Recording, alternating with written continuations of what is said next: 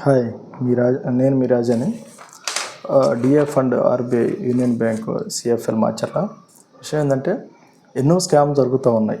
ఎందుకంటే ఇప్పుడు చూస్తున్నాం చాలామంది స్కామ్స్ చూస్తున్నాం. అయితే ఈ స్కామ్ ఎలా ఉందంటే వెరైటీగా ఉంది. దీన్ని ఏమంటారంటే స్టెగ్నోగ్రఫీ స్కామ్ అంటారు.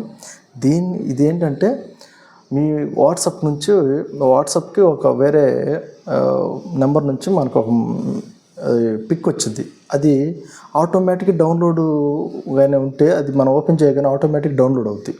ఇది డౌన్లోడ్ అవగానే ఆటోమేటిక్గా మన మొబైల్ మొత్తం హ్యాక్ అయిపోద్ది. అంటే మన అకౌంట్ డీటెయిల్స్ మొత్తం పడిపోయే అవకాశం ఉంది.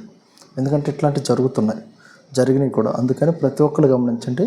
అందుకని వాట్సాప్ సెట్టింగ్స్లోకి వెళ్ళి మీరు ఆటో డౌన్లోడ్ అనేది ఆఫ్ చేసుకోండి. అది చేసుకోవటం వల్ల ఏంటంటే మీరు సేఫ్ జోన్లో ఉంటారు.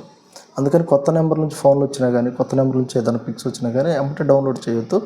దాన్ని బట్టి మీరు జాగ్రత్తగా ఉంటారని. ఒకవేళ ఏదైనా స్కామ్ జరిగింది అంటే వెంటనే 1930కి కాల్ చేసి మీరు వెంటనే కంప్లైంట్ రైజ్ చేయండి.